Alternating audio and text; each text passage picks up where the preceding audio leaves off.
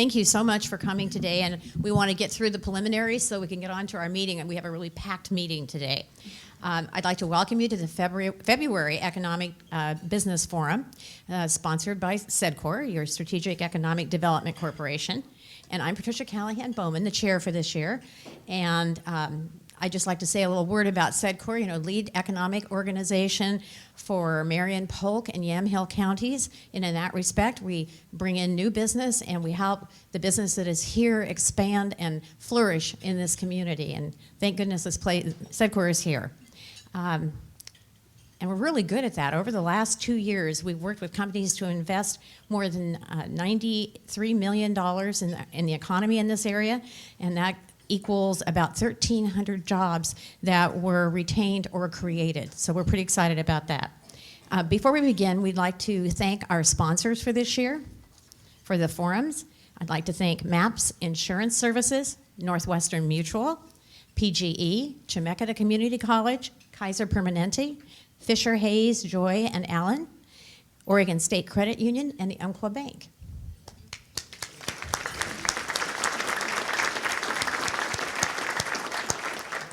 And I'd like to specifically thank Northwestern Mutual, who's our host today, so we'll thank them individually.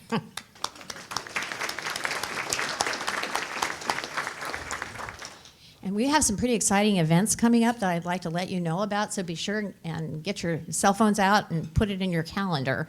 On March 9th, the Economic Business Forum will be the Oregon Tax Climate Strengths, Weaknesses, and Threats. And this will be presented by the Tax Foundation from Washington, D.C. You're not going to want to miss that. They're the nation's largest or leading independent tax policy research organization. This is the Tax Foundation's first visit to Oregon, and so we're really pleased to have them at our forum lunch. On April 13th, the Economic Business Forum lunch will feature the Cascadia Threat Series number 3. This presentation will feature securing our critical lifelines and energy, transportation, communications, and water, which of course we all need. And my last announcement of an event is something very special this year. On Tuesday, May 3rd, we will have a corporate dinner event at the Salem Convention Center featuring Darren Pleasance. And Darren is the Senior Vice President, Global Strategist for Google. And we're really excited about having him here, so please save the date. And there are sponsorship opportunities as well as tables and other opportunities, and that will be out in your email very soon, probably within the week. Now I'd like to introduce Brent DeHart with Northwestern Mutual. And Brent is our sponsor today, and he'll have an opportunity to stand up. You can do that now. And tell us a little bit about Northwestern, and then introduce our speakers. Thank you, Patricia. Hello, friends. Nice to see you today. I wore this dark suit and red tie in honor of Donald's victory yesterday in New Hampshire. And in case you're wondering if I'm kidding, I'm really kidding. I am kidding. No, actually, it's Valentine's Day, of course, and I'm quite a romantic. And don't forget that nothing says love this week. You guys are married, girlfriends, hear me? Nothing says love like life insurance. So, and as true love is disability, so make sure you get out on top too. All right, so Northwestern Mutual is the quiet company. It's been around almost 160 years. I'm very proud to be affiliated with them. They're a mutual company, which is important. It's part of why I'm there. That means they're not a stock company, and you might have heard of some stock companies that had some trouble, like AIG, Merrill Lynch, Lehman Brothers. That's what happens when the stock market melts down. It's really nice to have the highest financial ratings in the financial services industry. So we're the quiet company that's always going to be there for you. And my personal mission, and I think for my colleagues as well, is to make sure that the answer is yes when something happens. The answer to, if the question is, are they going to be okay, the answer's got to be yes. If it's something bad, a premature death, an inability to work, a long-term care need, if it's something good, like, oh, he wants to retire. When they say, is the family going to be okay? Is the business going to be okay? The answer is yes, and that's our mission. I'd like to introduce a couple people on the team. There's 4 of us financial professionals here in the Salem office. We went for a long time, but without representation in Salem.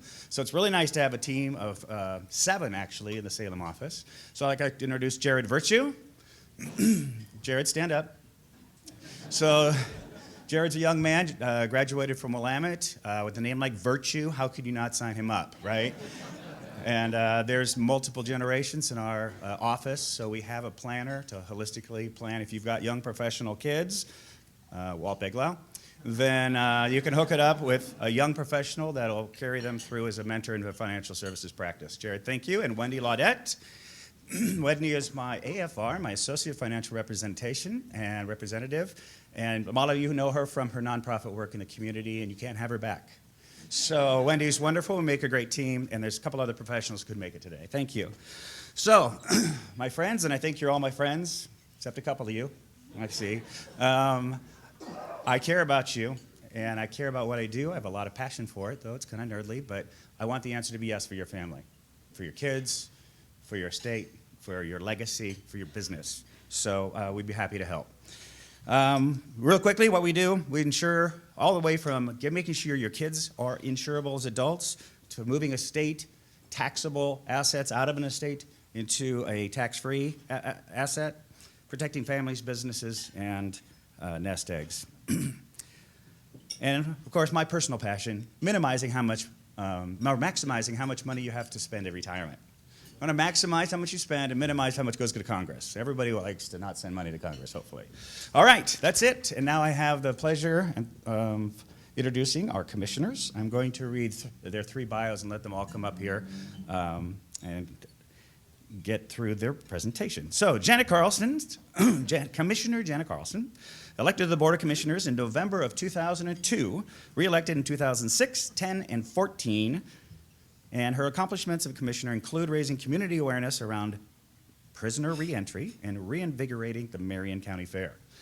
Commissioner Carlson is past president of the Association of Oregon Counties, served as the state representative in the Oregon legislature in 2001 and 2002. She taught French and social studies in public schools for 10 years and was the budget analyst for the state of Oregon and served as budget director and regional coordinator for the Oregon Commission on Children's and Families.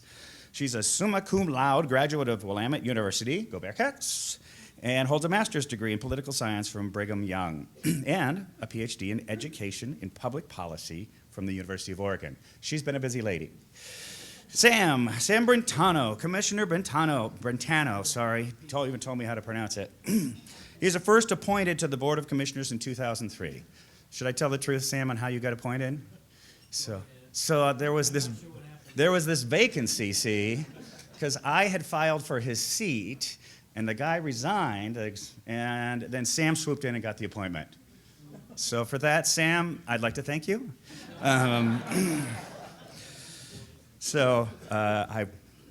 That was one of the best things that happened to the county, so thank you. As commissioner, he focuses on emergency management, transportation, and children and family issues. Commissioner Brentano served as mayor of the city of Some Liberty from 1982 to 1993. He also served 20 years as a volunteer firefighter and EMT. A businessman in the solid waste disposal industry for more than 30 years, he retired in 2001 from his position as president and general manager of United Disposal Service. He holds a bachelor's degree in business from Oregon State University. And last, but not least, are Kevin Cameron, SEDCOR board member. Commissioner Kevin Cameron was appointed to the Board of Commissioners in June 2014 and was elected to his first term in November that year. He previously served the Oregon House of Representatives, representing the residents of House District 19 from 2005 to 2014.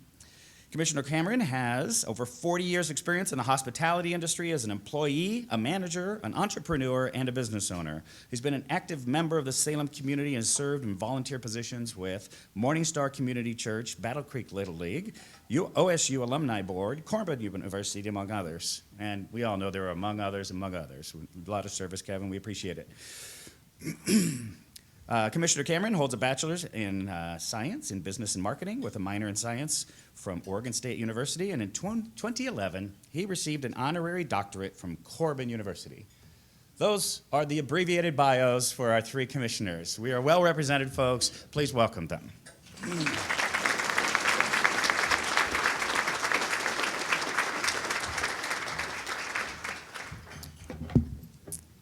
Well, thank you very much. I get to kick this off as the outgoing chair. And I want to thank SEDCOR, first of all, for hosting this event. It's always so wonderful to be here with so many of you. The first year I was a county commissioner, we did this back in the boardroom, and there was maybe one person sitting in the audience, so this is a whole lot better. I am going to speak today about public safety, the homeless initiative, and capital projects. But if we feel a bit breathless, we're each confined to about 10 minutes. And 10, 10, and 10 make 30, and we want to have time for questions, and we're already at 12:20 because that clock is fast. So I'm going to move through my remarks and then turn it over to Sam, and then Kevin will wrap up. So before I start talking about the three topics I talked about, I want to first go to the Kaiser Big Toy. Last year when I was here, we were talking about a dream that we had along the riverbanks of the Willamette River in Kaiser to build a big toy playground. And now I'm happy to report to you that we have a state-of-the-art playground thanks to $319,000 donated from the community, almost $300,000 of that in cash, the rest in materials. Many of you in this room were part of that. We had volunteer labor that's not even included in our in-kind amount. About 10,000 hours were put in, 800 unduplicated volunteers. Took us months to plan it. We had a 5-day community build, June 10th through 14th, and there you can see everything on the website, kaiserbigtoy.org. But I also wanted to point out, and Kathy Clark is here somewhere. I saw her come in. Kathy, where did you go? Kathy's right there. So Kathy and I both got twin plaques from COG, Council of Governments, for the Regional Cooperation Award for building the Kaiser Big Toy. So we just want to thank Kaiser for working on this, and Marion County, everybody in Marion County that helped with it as well. Very exciting project. Moving now to public safety.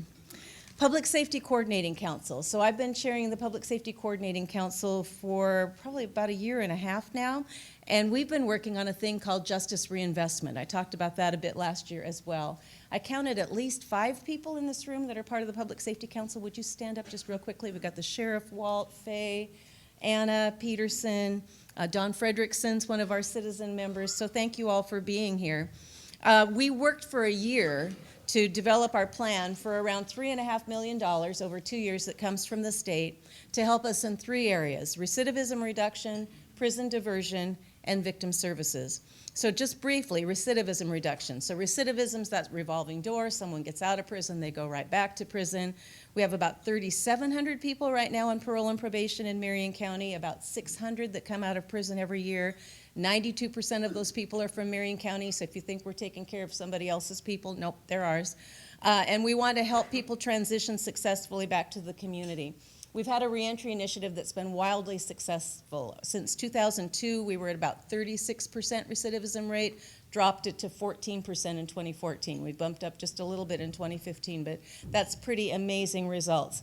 So we're going to continue doing all the great things that we've been doing in the reentry initiative, and this money from the state helps us be able to continue some things that we've launched with grant money, particularly federal grants, thanks to our congressional delegation.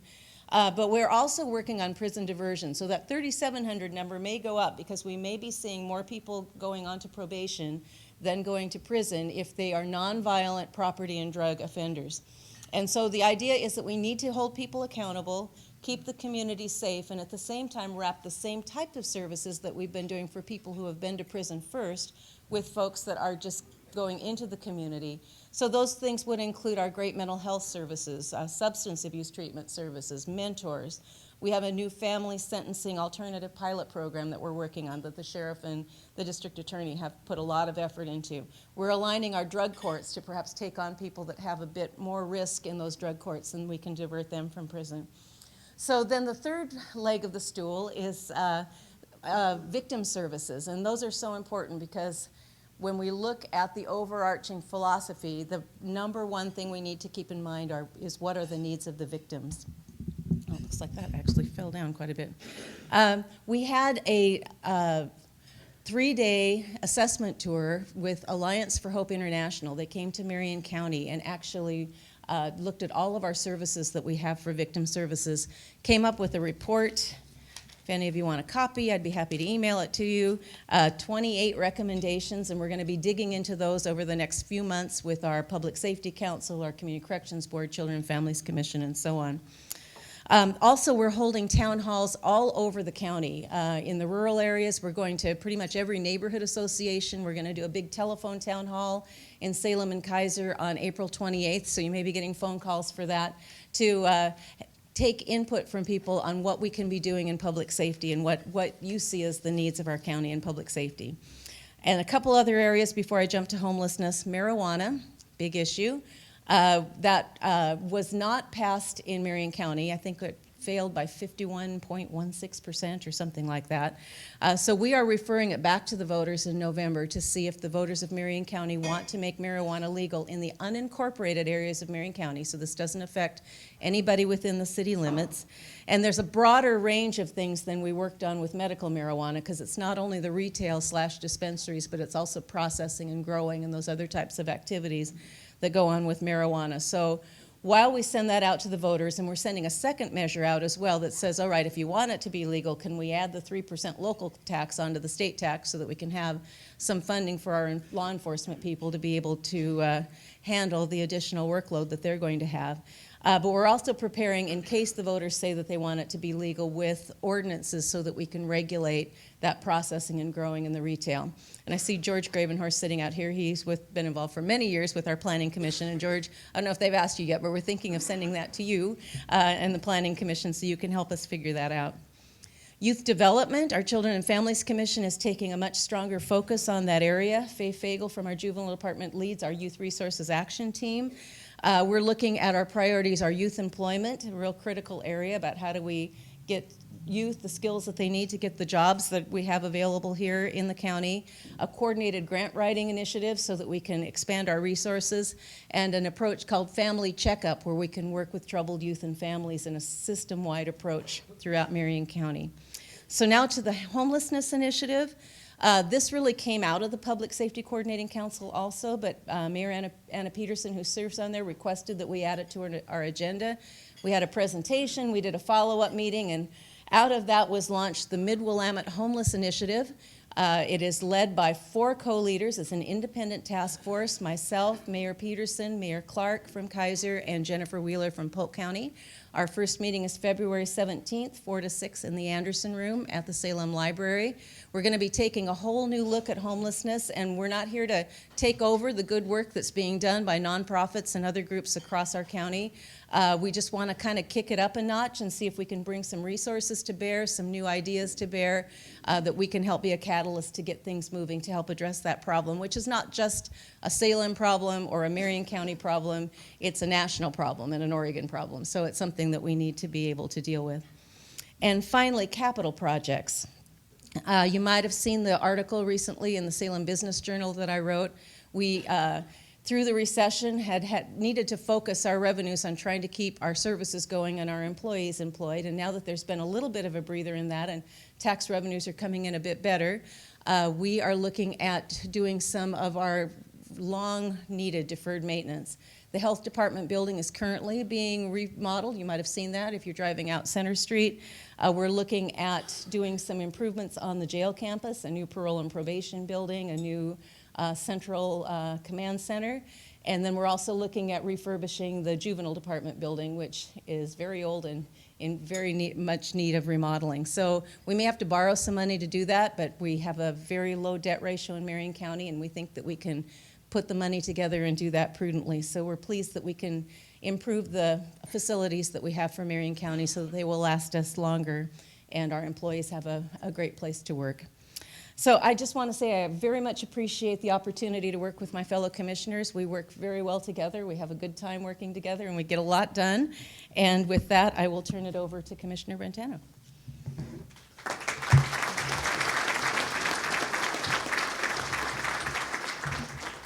Let me see what I can do with this first. Nothing?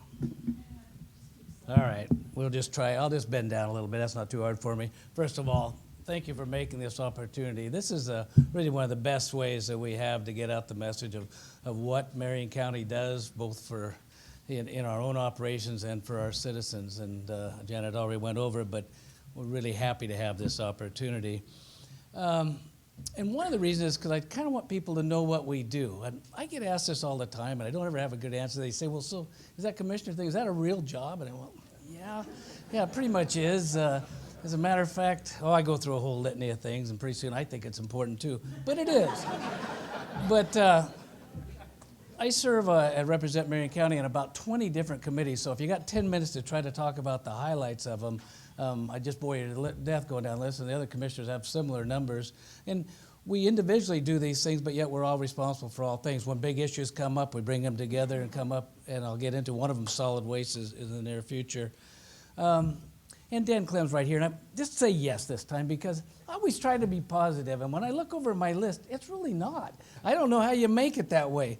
So, tell them that much, would you? Yes. So, I'm just going to get the bad stuff out of the way first. It'll get progressively better if you stick with me. That's all I can guarantee at this time. So I'm going to start out with the worst, and it's timber. And you may not even think it affects you, but it's just going disastrous all throughout Oregon in state and local and federal forests. The key word in all of these is lawsuit. The BLM's finishing up a plan that has to do with the ONC counties that's so important to the especially state of Oregon. Other counties down south affects us too, but not as much. I mean, it's stopped. We get one more payment coming, and there's nothing to support these other counties and even our own operations. And so they've been working on this plan for 5 years or something, and it's just all wrong. They've elevated the importance of things that aren't supposed to be part of these grounds, and it's recreation, it's environment, and related to that species. And they're all wonderful things, but these aren't the lands that those are supposed to be happening on. And it's an attempt by the environmental community to lock it all up and shut it all down, and I can't say it any different.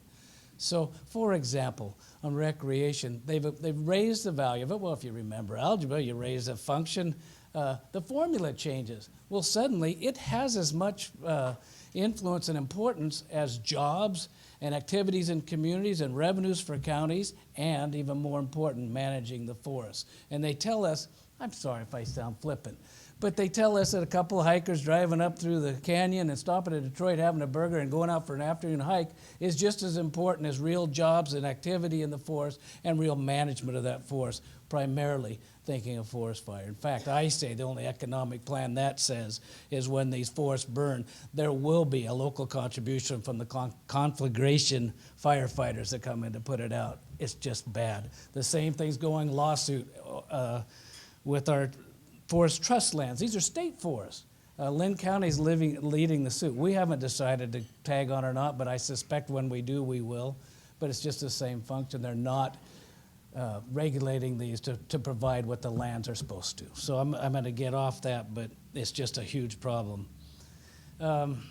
Transportation was my other problem. I'm going to shorten this up a whole bunch. I could go on this one for lots of time. Things just move on. In the local front, we had about 52 miles of new surface put on roadways in Marion County, and that's kind of the highest I've seen. The last several years have been 37. The first several years I was here was none. So I want to commend our public works for using, cheap fuel, cheap asphalt, getting new techniques to get it as far as possible, and they made big strides. I was going to announce that our third bridge record decision would be coming out March 17th. And now I'm being told here at the last minute that isn't necessarily true. More hang-ups from Federal Highway. But it's coming. So we're still working on it, and when that is in place, then we'll work either harder to try to really make it become a reality. There's a whole bunch of, so-called Clean Fuels Act. I'm still chafed about that. Are you kidding me? I'm not going to. A couple years ago, those that were here, I went off on the similar things for quite a while. I'm not going to do that to you this time. I do want to talk quite a bit about solid waste, and I'm going to get rushy already. Last year I reported that we had a program that I was really, and we all were happy with, and we were mining the metal out of the ash after it's been through the whole process. Here in Marion County, we recycle everything we can, then we burn it, reduce it, extract electricity, and pull metal out of it, and then we'd found a use for the ash. I see some pictures with some of that metal taken out, but the metal market dropped, and it's not enough to carry it, so we've suspended the actual mining now. Happy to report at the burner they're taking more out. We are continuing to take ash to Coffin Butte, using it as an alternate to soil for daily cover. So it's a complete recycling, and I'm pretty happy about that. But we're getting squeezed some other ways. Electrical revenues. I'm going to say it real quickly. We used to get about $6 million from the early contract with PGE was a lot better than today's. It was based on coal and based on some environmental reasons. Today, we were getting about $6 million a year. Today, it's like $1.5 million. And we're also being squeezed from another way. The gap we pay to process waste and what we charge has gotten smaller. So this is another one that could have gone to the head of the list and bad, but in this next year, we will be looking at some type of disposal rate increase. Just as an aside, how fast things move in government, I'm hearing from Barb Young a proposal on carbon cap and trade. You know I gotta love it. But the quick blush look at it said it could cost $12 million a year for a garbage burner, and that would double what we charge now. So this could be a real fluid thing. I want to talk a little bit about, we have some possibilities. You may have been hearing it in the news, and it's real premature, but there's interest in bringing waste down from Metro Portland area, building an addition, even a doubling of our garbage burner, doing all the same good things that I've said. And but no real proposal has come forward, just discussions, but I want to let people know we're aware of it, we're ready for it. Your commissioners and our Solid Waste Advisory Committee have spent the last year preparing to answer these questions. So if a proposal does come, it'll go to that Solid Waste Committee, hearings as necessary, and eventually a recommendation to the board. So be watching for that. Go either way on it. I'm really sold. 30 years of this cooperation, the facility working well for Marion County, and I think it could work well for others, but there's lots of questions out there. Now, my last, emergency management. I got to stick that. I'm so important, and I don't know who really to thank here at SEDCOR in particular, but certainly one of the biggest issues is Cascadia quake possibilities, and I want to thank you for the series that highlighted that, kept it out in front of the public. Marion County is doing all they can to prepare, but I don't think people still take it serious, and I'm going to tell you what, I think it is, and I think it's going to happen. So anything, I again thank all those that did that. Now I get a little brighter. Finally, he says, Oregon Garden. Who would think that's my bright spot of the year?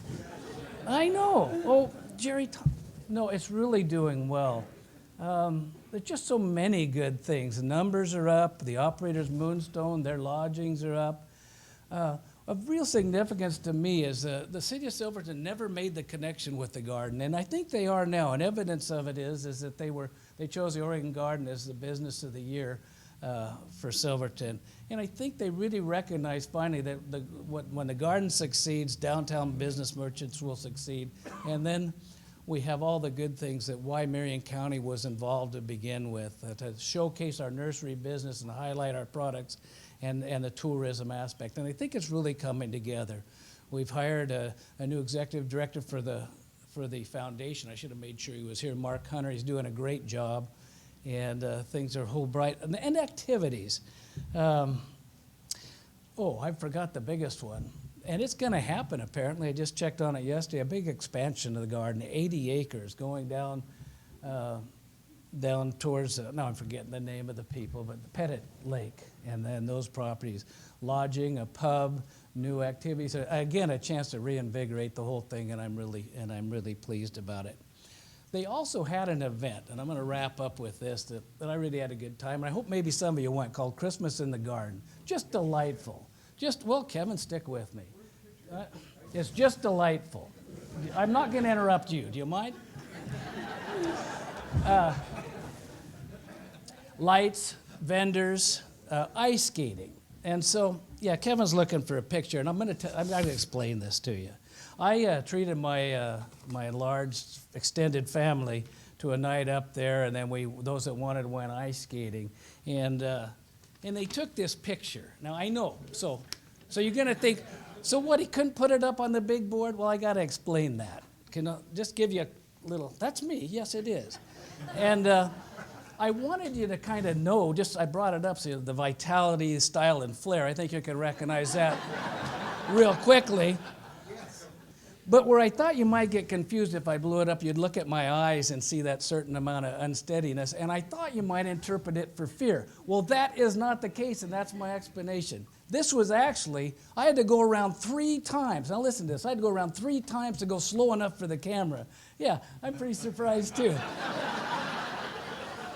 And the last thing is, I don't mean to, it was kind of tragic. I know what I just say it this way. I am not the family member that fell and broke their wrist, although I was the odds-on favorite going in. So it was a wonderful time, and I hope you'll take advantage of that in the future. Now let's get on to some real serious county business with our chair, Kevin Cameron.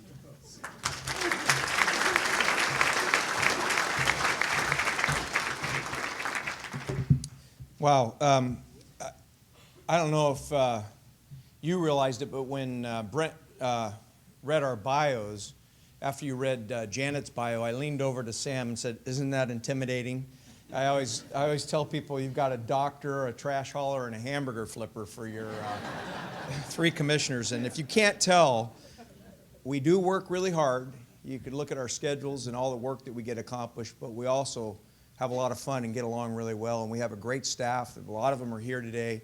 And we wouldn't be getting any of this accomplished if it wasn't for the over 1,400 employees in Marion County. And I want to give a hand for those that are here and those that are out working today. They really work hard, and excellent service is our motto. So I'm going to talk a little bit about economic development. And the first slide that you see up there, if you look really hard out there, you can see the dock that my boat would normally be on up at Detroit Lake in the summertime. There's a picture of Detroit Lake, and we all know that last year was a really hard year with the drought throughout the whole state of Oregon.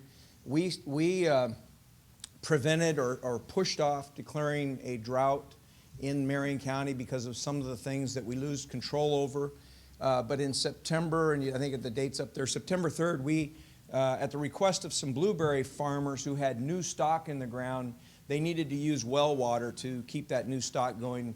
The 3 of us declared that emergency, and Governor Kate Brown signed it into effect. So, but if you look at the drought reports that we're getting today, they are looking really good. You know, the rain's coming again tomorrow, and the snowpack in Oregon is great. It looks like we're going to be okay. But that lake doesn't fill unless we get the late spring rains and then the snowpack to keep it going. And that's really important, not only for recreation in the canyon, but for our agricultural production. So the next slide, whoever's running this thing, probably Latimer, so it won't get done. Oh. So I'm trying to get out of being John's favorite commissioner, and I think I'm working there. So the next slide is just about the economic development strategic areas that we've been focusing on and will continue to focus on. Number 1 is tourism. We do support Travel Salem with some lottery dollars, and it's really important for Marion County and the entire region and what happens.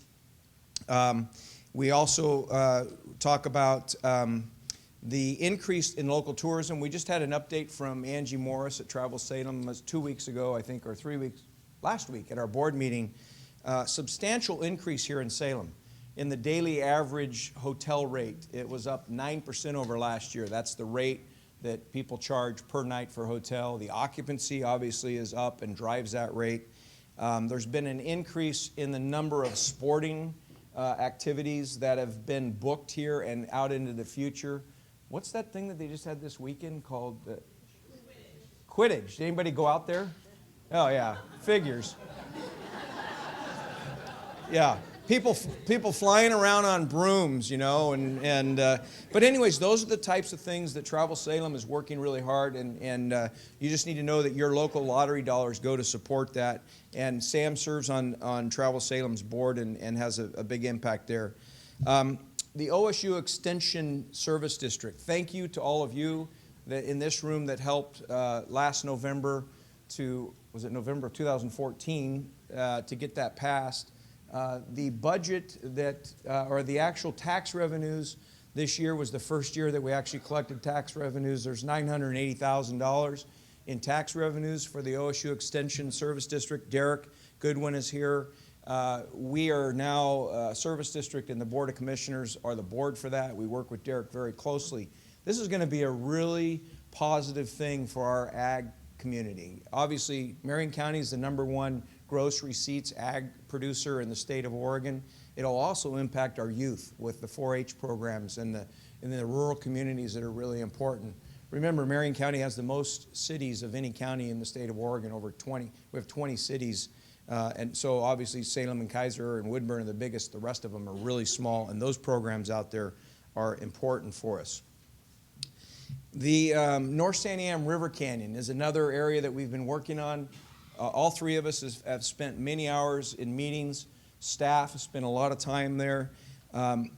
It started back in March of 2014, I believe, was our first meeting. We had a meeting up there with all the community leaders. And here's what I'll say about the North Santiam River Canyon. I was at a FEMA emergency training, and one of the trainers says, is anybody in this room experiencing a recovery from a natural disaster? And this was just about 4 months ago, and I raised my hand, and he said, well, what natural disaster are you recovering from? And I said, the spotted owl in the late 1980s. And I had a few people laugh, and I said, no, I'm serious.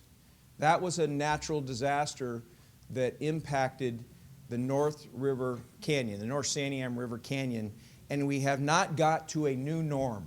And that's what happens when there's an earthquake or something like that, and you have this natural disaster. You have to recover until you get to a new norm. And we're working really hard. And the way they're going to get to a new norm up there, and I see Renata from the COG is here working with us, is to get the infrastructure that they need up there. So you can see some of the things that are up on the slide that we have made some progress.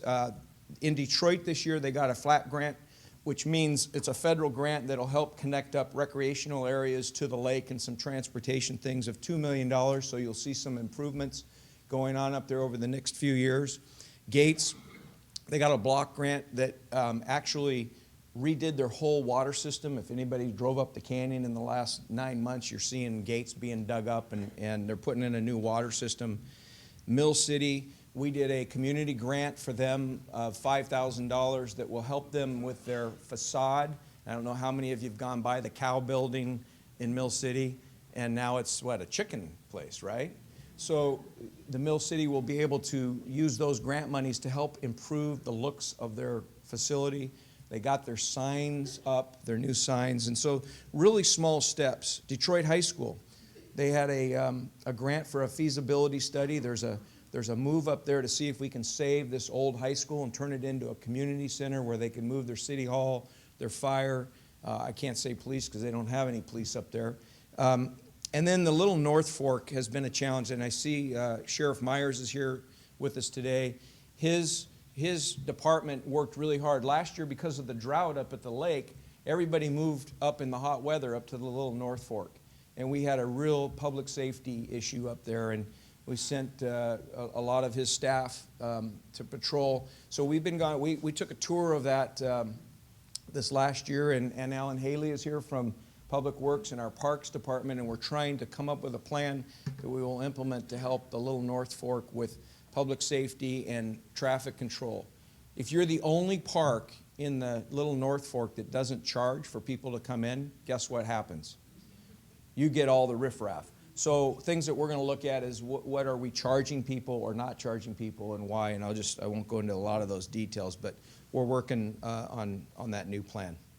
And then the last area on economic development is, and I see Lisa's here, and I don't know if somebody else who serves on the Economic Development Advisory Board. Who else is here? Yeah, Jim Rasmussen is here. So when I first got appointed back in June of 2014, I remember we had a discussion, and I was given a year to try to make this thing work and get productive. And I want to thank the board members that are here and our staff, Tamara and Sarah, who have really worked hard. That group, we are now 19. From 11, we've expanded it to 19. We've put members from Columbia Helicopters, from NORPAC. We've expanded the group of advisories. And that board has done grants. This year, we did $66,000 in community development grants. One of those grants I just showed you was a $5,000 grant up in Mill City for their facade. Mount Angel, they're using that, leveraging those monies to improve their business. I want to say Almsville's got one. And then we did $58,000 in business development grants. And the concern I have, and that we still have as a group, is we're not getting really solid proposals when we get those business development grants brought into us. So we're going to go back out again and try to help some other businesses that maybe could use some of those dollars. The last thing that I would say, okay, we've done in the last 5 years $1.4 million in grants with your lottery dollars. And then the last thing I'd say about this group is that we're and I see somebody here from GK Machines. Gary, thank you for being here today. We are putting together an economic development team. And if anybody's familiar, you have Regional Solutions Advisory, and then you have Regional Solutions Team, which is the team is actually the people on the ground that work for the county or work for the state. We're trying to put, with Regional Solutions Advisory, Marion County, local and city people in a room that can make decisions, so when a business wants to expand, we can sit down with them at the beginning of that thought or that idea or their plan and have the people in the room that can say, here's what you need to do and here's how we can help you get to a Brent, yes. And so we're working on that, and that'll be a new project for us the rest of this fiscal year and into next year. And I'm hopefully we're going to see some good results, and I see somebody clapping down there, and have some businesses go, thank you for helping us get to yes, because we are all about helping economic development in Marion County be successful. And I think the last thing I'm supposed to talk about, and I'm 1 minute over. You went 30 seconds over. She was 30 seconds under. The last thing I'm supposed to talk about is the budget. You can see the numbers up there. That's our total all services budget of $380 million. And our general fund budget of $87 million. And I think the important thing to remember here is that 77% of your dollars that are coming into Marion County and general fund dollars from property taxes are going to public safety. And all three of us, and we have our DA here and our sheriff here, all three of us are very strong in supporting and making sure safety is first and last. And I want to thank you for having us here at SEDCOR today, and we'll have some time for questions and answers, and Tammy's got the microphone.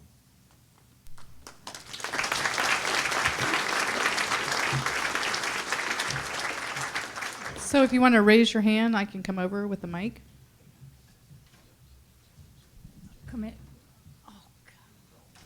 Commissioner Brentano, do you, should this disposal thing happen coming down from Multnomah County, what kind of revenue is that going to generate for Marion County? How much are we going to charge them?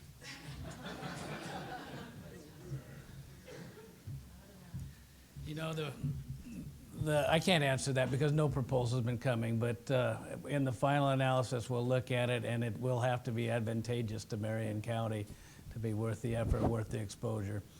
But I just got to tell you, I've tried to say it earlier, I'm pretty happy with what we've done. If we can find ways to, first of all, why haul it all the way across the state to dump it in the ground where at some point or another it will go into the water or the air, versus a short haul, pull the electricity out, pull the metal out, and then if we can find some use for that ash. I left out a portion of that ash I'd like to, and we're not there yet. I'm always premature in what I'm announcing, but we're working hard, sending RFP out to find another use for that ash, maybe make a product of it. We've had some responses, some that look interesting, but it's too early to tell. But if we get there, then why wouldn't you want that versus clear across the state and just say goodbye to it and throw it away? Why don't you just all come up here? Otherwise, he might ask me another thing. And Right here. oh, You can pull the mic out. wonderful. Still there? Good. All right. This question is for Commissioner Carlson. I'm fortunate enough to live in Albany and work in Eugene, Albany, and Salem. And I I know homelessness is what I'd like to address. My mother's a director of the soup kitchen down there, and then we're very involved with the homeless initiatives out of the Albany area. I also know that there's other initiatives in Eugene. Since you're calling this a Mid-Willamette Valley homeless initiative, have you gotten together with the other commissioners from those three? I mean, we're all connected because of I-5. That seems to be where the transient homelessness is, you know, driven in between there. So have you guys got together as kind of like as a coalition to see if you can pull some of the other initiatives that are going in the other towns to try to improve what we're doing today? So the answer to that is we haven't had our first meeting yet. So we're meeting on February 17th. So we're just getting started. Secondly, it's the Mid-Willamette Homeless Initiative, not Mid-Willamette Valley, Mid-Willamette Homeless Initiative, and it's Marion and Polk counties. So it focuses primarily on Salem, Kaiser. Jennifer and I are both getting out to the other communities. You heard Kevin say that we've got 20 cities in Marion County. I don't know the math on Polk County, but they've got quite a few cities there as well. But I know that, just talked to Dan right before this meeting, the business community has had a forum on homelessness. I think we probably need to start here first and figure out what the issues are, and then we can look at the connections. We connect very well with other counties. We work through Association of Oregon Counties. Mike MacArthur, their director, is here today. I'm past president of the association. So we meet monthly with commissioners from Lynn County and from Lane County, and we have district meetings and that kind of thing. So it certainly would be easy to make the connection, but we're going to meet a year and develop some recommendations, and once we have the recommendations, then we can see how they fit with other jurisdictions. Thank you. I'll let you guys decide who answers this, but could you elaborate a little bit more on the status and conditions around the class action lawsuit around the timber revenues? Well, I kind of did. What's happening, BLM will put out their environmental impact statement, their plan at some point in the near future. The vote's already been made by the Association of Oregon County Board. Dollars are being collected, and as soon as it's filed, there will be a lawsuit filed opposing it. I mentioned the state forest, the trust lands, and it's kind of this. What's happening, if you sue somebody, you don't talk anymore. Now, even though they were wrong, our government regulators in the case of forest have been wrong, but even though they've been wrong, we've been trying to work together and come up with the best plan possible, and this is one of the real bad effects of it that I'm concerned about is as now everything stopped. They don't want to talk, there's no planning, and we've had a lot of lawsuits. I think I mentioned that. I meant to if I didn't. And we usually won, the timber counties win, but nothing changes. So this isn't a great answer. And if there's no real movement, conversation, planning, it's even more disaster for our forests and for Oregon. Questions? Over here.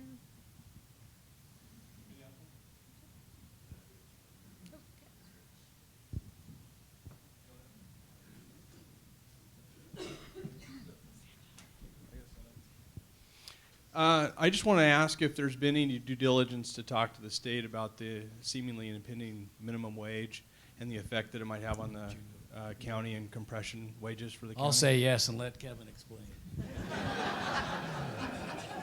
So, yeah, I think you all saw Lynn County's testimony on the front page of the paper about a lawsuit. And, of course, Legislative Council has since backtracked on what they said on the record that they probably would not be eligible to opt out of that.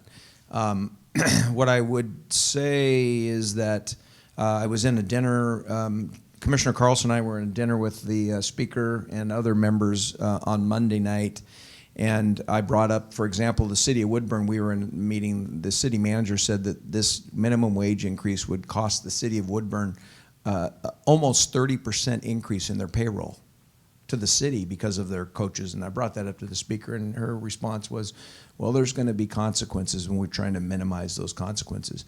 I don't know what the I don't know what the outcome will be. There's still people trying to work to stop it, but then you're going to end up with a ballot measure of 15 or 1350. And my personal opinion is that, and I'm moving more towards this, I was just talking to John about this on the way over, is that you got to go in there and cut a deal. if it's going to come, you got to cut a deal because you're going to get it worse someplace else. And the business community has spent a lot of money to stop that. Personally, elections matter, and spend the money on elections and trying to get the people in there that can give you your voice. Questions?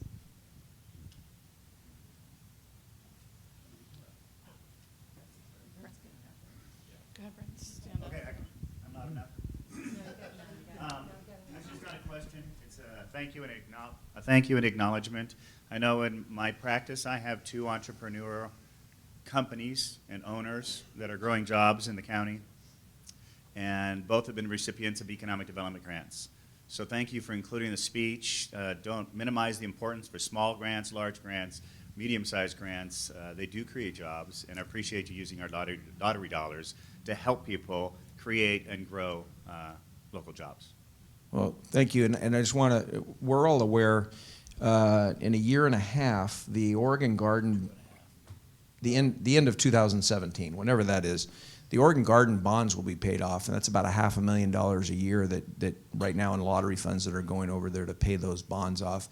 And we're already preparing on infrastructure grants. Our department is working on a process for that to help local businesses when a signal needs to go in or something. In fact, right now, Almsville, we're going to have an opportunity potentially in Almsville for some businesses that are coming in there to help offset some funds that are needed. So the lottery dollars that we have are going to be starting to be used in a very focused way, and we'll have even more to be able to do that.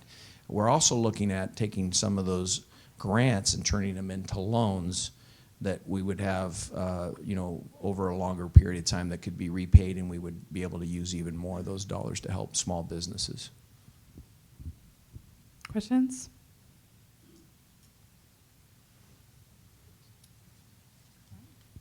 I think we're good. Well, thank you very much for having us, and our offices are there for you to contact. If you have follow-up questions from here, we'd be happy to meet with you one-on-one. And don't forget, all our meetings are public. You can attend them anytime and have fun with us. I might say for a select few close friends, if you want to see a closer update of that picture, it's available. I want to see it posted. I want to say a big thank you to our commissioners. How informative, interesting, and funny. And for people who spend probably 90% of their lives in meetings, and I see them everywhere. And I couldn't be any happier to listen to all of you today. And I want to thank you very much.